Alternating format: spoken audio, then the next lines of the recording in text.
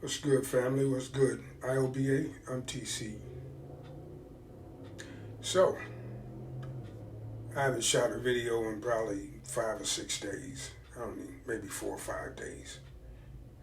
And since that time, my man Kyrie Irving got back in the NBA. I really didn't think they was gonna let him back in, but apparently they let him back in the NBA, and I actually watched him play. And I ain't watched the NBA game in a long time, but I watched that one because I wanted to see the brother play. And yeah, he all that. Um, but there was also a big demonstration outside. The Hebrew Israelites was outside. Looked like a couple of hundred of them outside marching with their purple vests on and all that. It's an impressive looking sight. Reminded me of the FAC when they came up out of Stone Mountain, Georgia. Reminded me of that. A little less ominous because I don't think that the Hebrew Israelites had automatic weapons, but it was still impressive to me. I don't know what's going to come of it. I don't know. This shit here is still kind of ongoing. But I do believe that the powers that be ain't gonna let nobody usurp their authority. The powers that be, the people that are in control, they ain't letting nobody usurp their authority. All right, and take their place in the hierarchy of the United States and of the world. Really, they ain't letting nobody take over that. So it's gonna be some interesting developments over the next couple of months and years, for that matter. So, also, a picture surfaced. I want to say the New York Times. Somebody came up with a picture of the Dallas Cowboys owner at a motherfucking protest when he was 14 years old. They was trying to integrate the high school where he was going to school at. A bunch of white boys out there blocking the door. His monkey ass was in the crowd. And they trying to hold him accountable for that. For being among the motherfucking agitators trying to keep the black people out of high school. And they trying to hold his ass accountable for that. They say, oh, it was 65 years ago, so, we should let that shit go and we shouldn't hold that against him. Well, when it comes to black people and our transgressions, they don't give a goddamn how long ago it was. We got to be held accountable for it. And to all of them niggas that's running up there trying to save him, like Stephen A. Smith, them just self-hating Negroes. They gonna always fall on that side of the fence. They always go side with Massa, no matter what. Me, I think he should be made to atone for that in some way. I can't say how, because this is something that a working man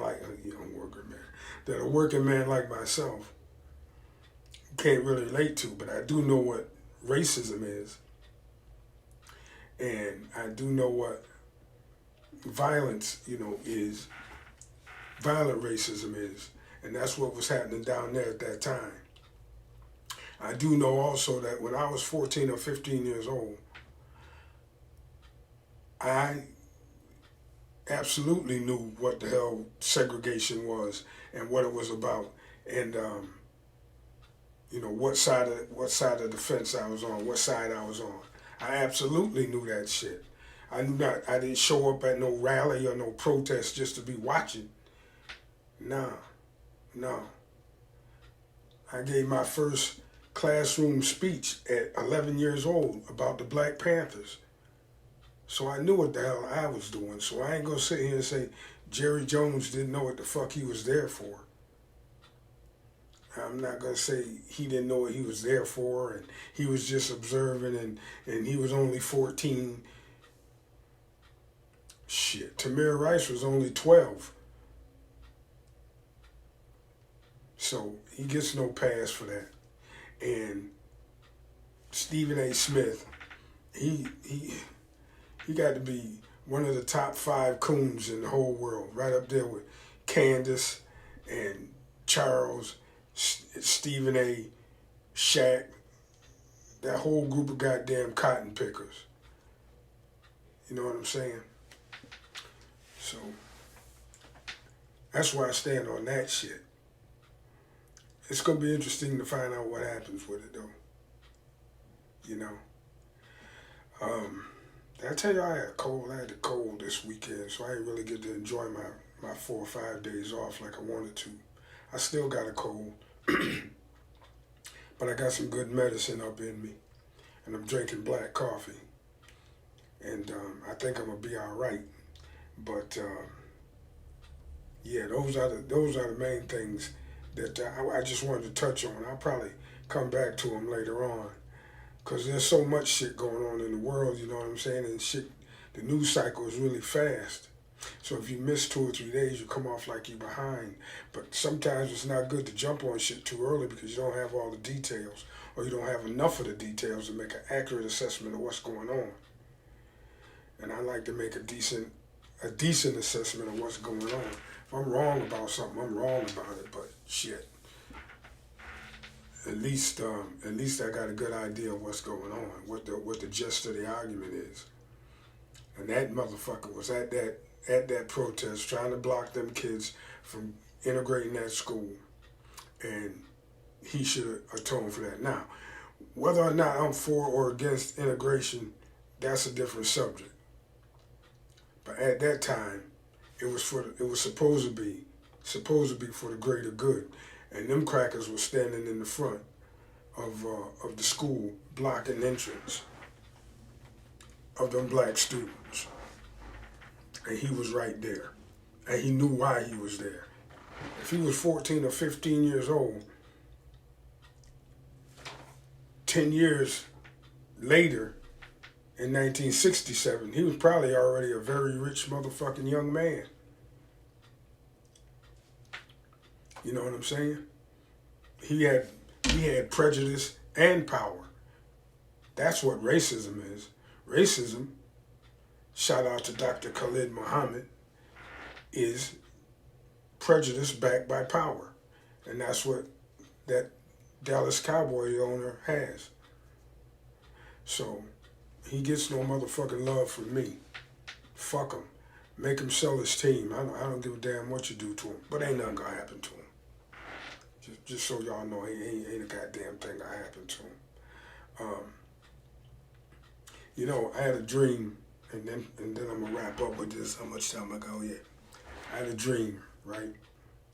A motherfucking time traveler from, I don't know, it had to be 2050. He came back in time to 2030. And he was on tour with a dude from 2030. And he was taking a tour of the big city. Taking a tour. And you see all the people, it's like white or really, really light. And I said light 4 times. Brown. Almost to like, you know, printer paper white. You feel me? All the way down. The darkest person was light brown. That was the darkest person he could see on his tour. Every once in a while, he'll see somebody, every once in a while, scurrying in the background, trying to stay out of sight. He'll see somebody the color of maybe a brown paper bag, a shade darker than that. Never more than 1 or 2 at a time. But they'd be trying to stay out of sight. And so he asked his tour guide, he says, who are all of these, you know, I see all these people, they're all very, you know, pale and white and shit. Who is these little dark people that's running around? And the tour guide told him, oh, those used to be the blacks. And the tourist said, the blacks? He said, yeah, the blacks. They used to be our athletes and our entertainers. And it used to be where we get all our art and music and style from. But now we've pretty much bred them out And those that we didn't breed, we breed out. We keep in penal colonies and things of that nature. The ones you see here, they just, they just fell through the cracks. That's why they try to keep it low key and they stay out of harm, stay out of our way.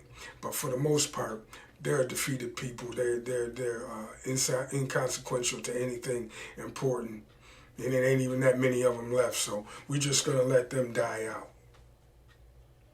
The interesting part was when he said they used to be our athletes and our entertainers, and the people who came up with our new designs and ways of doing things and our slang and our stuff like that. Those were the people that used to come up with that. And the dude said, "Well, what about your art and entertainment now?" "Oh, we got robots for that."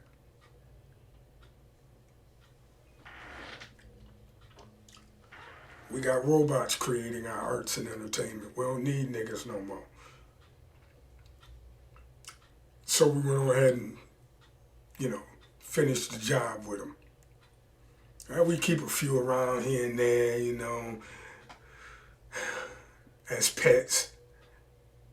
But for the most part, we've pretty much solved the Negro problem.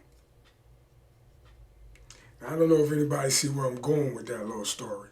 But if we don't get our heads out of our collective asses, that's what's going to happen. That's what's going to happen. Some dude from 2050 going to come back to 2030. And, excuse me. And that's what he's going to find. But if I got anything to say about it, it ain't going to happen, because black motherfuckers like me going to be here. I ain't going to be here, but black motherfuckers like me going to be here. Anyway, I touched bases on a couple of different things. I hope some of it made sense. Don't forget to like and subscribe to the channel. I'm still trying to climb that ladder. Trying to reach that first, rung, get my first 100 subscribers. And with that, I'm going to just keep on talking my shit and doing what I do. Anyway, hit the like button, subscribe to the channel, and I'll catch you on the next one. TC, and I'm out. Peace.